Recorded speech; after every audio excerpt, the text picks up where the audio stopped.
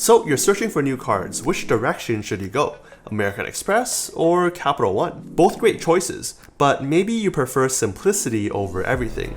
Or you want to maximize value from all of your spend. Or whether you're team travel or cashback. By the end of this video, you'll know exactly which cards to go for. Specifically, we'll be covering the powerful Amex Trifecta and the Capital One Duo, two sets of cards that are powerful in their own ways. And so kicking it off with American Express, and the card I think is most suitable for most people, and that's the American Express Gold card, which also comes in rose gold. Now if you see my videos, you'll know that this card has been on my list for a long time now. Just keeps getting bumped down every time something new happens, but it's always at or near the top. Because like most, I find value in the multipliers from the card, giving you 4 times points on restaurants worldwide with delivery in the US, and 4 times on groceries at US supermarkets, up to $25,000 of spend in a year.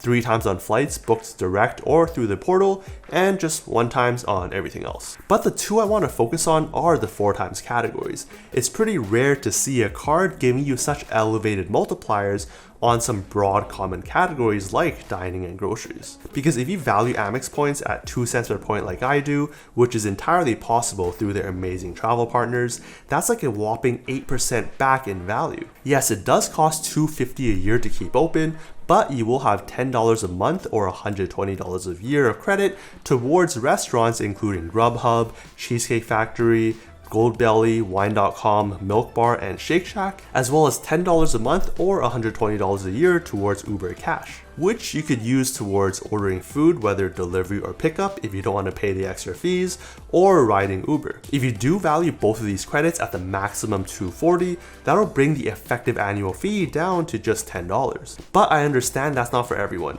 In my case, I have a car, so Uber may not be the easiest to use, but because I order Uber Eats probably at least once a month, it's still easy to use up that $10. Then with the dining credit, I do have a few of these locations around me, but I do see myself missing this credit a few months of the year. But as long as the effective fee you're paying for this card is enough to justify all the other perks on the card, then you're golden. Like the card, which is likely the case at least in year 1 because of the massive welcome bonus of a baseline of 60,000 points after 4K of spend in the first 6 months, with data points of people getting up to 90,000 points. One lesser known way of finding different Amex offers is through their Resi portal, where you'll find that you can get an elevated 75,000 offer, but will also earn you a 20% back at restaurants worldwide in the first year, up to $250, which means if you're able to spend $1,250 in the first year at restaurants, then you've already made up the first year's annual fee. And if we again take the value of 2 cents per point,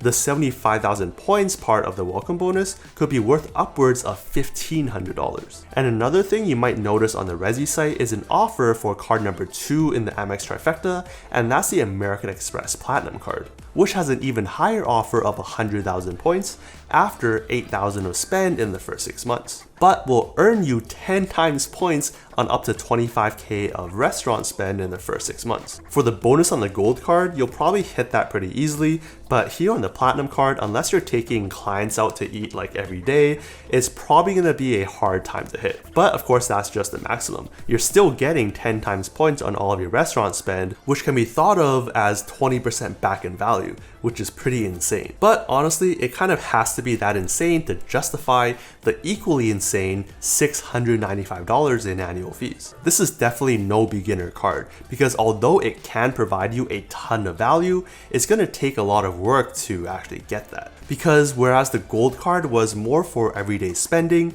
the platinum card is more like no spending. Yes, it provides 5 times points on flights direct, or flights and hotels through their portal, but that's it. Unless you're traveling like every few weeks or something, it's probably not going to be taken out of your drawer that often. The only time I do is when I'm traveling or when I'm using one of the many credits and benefits on the card. First, the $200 hotel credit. Wherever you go, you'll probably be able to find a hotel under the FHR or hotel collection sets of hotels that you can apply this credit towards. Yes, it's common that the prices might be a little bit higher than through other portals, but you'll again be able to apply this credit towards it and benefit from other perks like on FHR, where you're gonna get room upgrades when available, better check-in and check-out times, daily breakfast for 2, which in my experience has been about $60 a day, Wi-Fi, and an experience credit. I have found that one of the best use cases of this credit is towards hotels in Vegas, but if that's not your thing, I have found other offers like in Hawaii where you're getting extra property credits, or hotels in Japan offering free nights or even discounts. So yes, sometimes it is slightly higher in cost, but with using the credit and all the extra perks you get booking through these hotels, it kind of evens out. Then $240 in digital entertainment. Basically $20 a month across services like Disney, ESPN, Hulu, New York Times, Wall Street Journal, and more.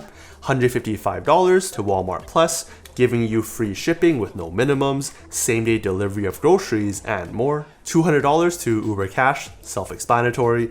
$200 for airline incidental credits towards things like checked bags, in-flight refreshments, or choosing seats that are towards the front of economy. $50 to Saks Fifth Avenue, $300 to Equinox, and $189 to the Clear credit. That was a lot, and if you want an in-depth breakdown of everything and throughout my 4 to 5 year journey with this card, check out the video up above. But although Amex estimates that you'll get over $1,500 in value from these credits, even if you just use half at $750, that's already more than enough to justify the annual fee year after year. And let's not forget about the massive welcome bonus, as well as other perks like hotel and car rental status, trip insurances, and shopping coverages like purchase protection, extended warranty, and my favorite, return protection, which makes shopping online and final sales so much easier. And then to really round it off, the last card in the trifecta is the American Express Blue Business Plus card, which is simply a no annual fee card that will earn you 2 times points across all eligible spend,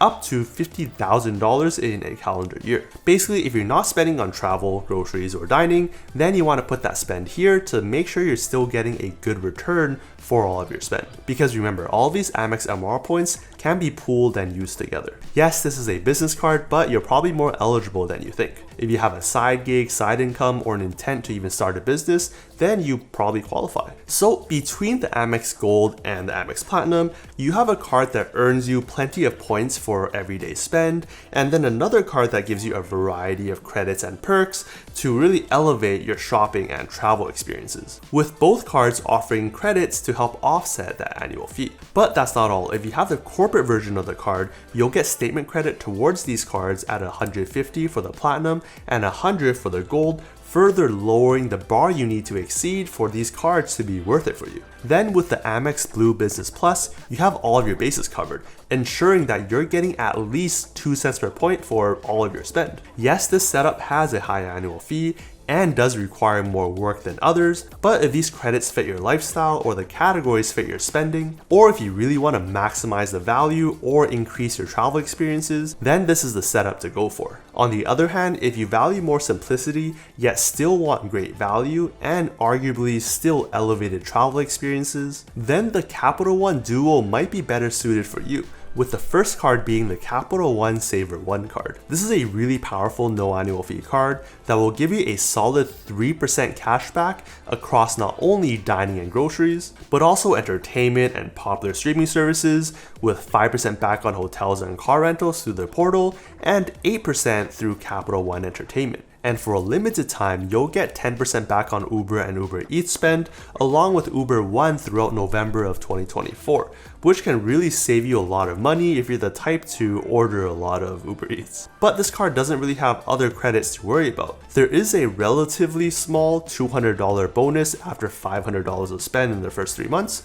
but that's it. Even by itself, this card is a solid pickup, getting you close to the Amex Gold without any annual fees and no credits to worry about, though the welcome bonus is a big difference. That said, there's a reason why it's called the Capital One Duo, because you unlock more potential when you combine it with the Capital One Venture X card. And one of the main reasons is you can convert that Saver One cashback towards Venture miles at a 1 cent to 1 point rate. And then what this card unlocks is the ability to transfer those miles towards travel partners and redeem for outsized value, similar to Chase and American Express. Yes, you need to be flexible and find available dates, but you could be flying business class over to Asia for 75 or even 55,000 points, which you would already have enough for with a welcome bonus after spending $4,000 in the first 3 months. Stack on all the miles you'll have from the 3% cashback on the Saver 1 with no spending cap, mind you, that's a lot of miles. Now, there is a $395 in annual fee, but A, it's much lower than the $695 on the Amex Platinum, and B, you have much simpler bonuses to offset that cost, with $300 towards the Capital One travel portal and $100 worth of miles every anniversary year. That's why you'll usually hear this card referred to as paying you $5 a year to keep open. I also think the Venture X is a much better spending card compared to the Amex Platinum too. In fact, it's like it combines the Platinum with the Blue Business Plus, because not only will it offer you 10 times miles on hotels and car rentals, and 5 times miles on flights, all when booked through the portal, it'll also give you 2 times miles on everything else. And that's what makes the Duo so great, because with 2 easy to keep track of cards, you're getting like 80 to 90% of what you could get on the Amex Trifecta. Much more suitable if you trend towards simplicity and not having to worry about which cards to use when or which credits to use when. And I say 80 to 90% because on the Venture X, you'll have access to lounges like Priority Pass, which includes unlimited guests by the way, not just 2 like the Platinum card, Plaza Premium access, as well as Capital One's expanding network of lounges, and Hertz President Circle, which you're able to match towards the other programs. So across the 2 cards, you're earning a lot of miles across a wide coverage of multipliers and categories compared to the Amex Trifecta, much more like a daily spender type of setup. Remember, on the Saver one,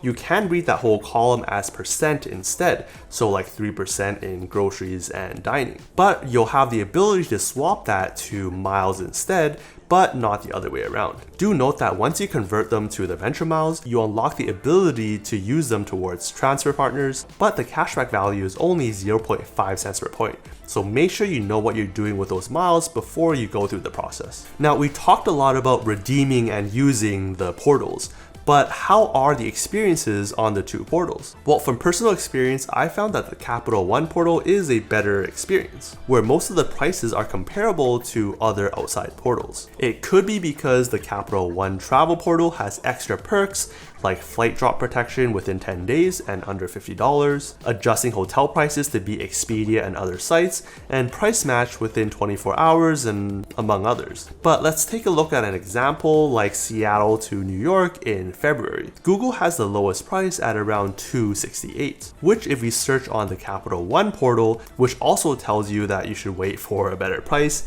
and gives you the ability to freeze the price, is the same at $268 for the same basic economy flights. If we compare to the Amex portal, even with these insider fares, the lowest price for the non-stop flight is $348, a major difference. That said though, if we check out first class, then you'll see that Amex shows the lowest non-stop flight at just $1,100. This is in comparison to $1,158 on the Capital One portal and the same $1,158 on the Google flights. Amex also does have the International Airlines program, which gives you discounts on international itineraries for flying anything from premium economy and upwards if that's up your alley. And then when it comes to hotels, Amex does have their FHR program, but Capital One has their Premier Collection of its own that gives you essentially the same types of benefits. Although the Capital One Collection is a bit smaller than Amex's. Even then, I'd probably still give Capital One the win here when it comes to their travel portals. So then speaking of strategy, when it comes to simplicity, you probably want to consider the Capital One Duo. If you want all the perks and luxuries,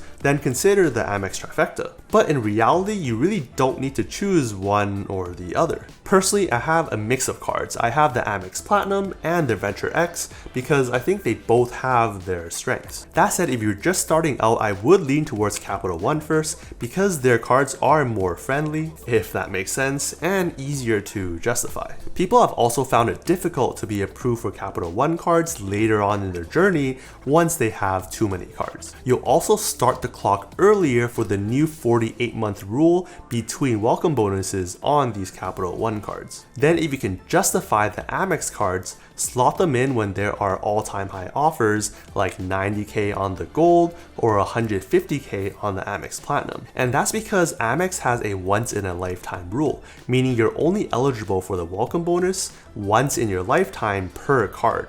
and as of recently, that lumps together all of the different platinum cards as one. But those aren't your only options either. There is another trifecta that has been recommended for beginners and experts alike. And although I do not recommend completing that trifecta, go on and check out this video for why I think a couple of those cards in the trifecta are still worth it.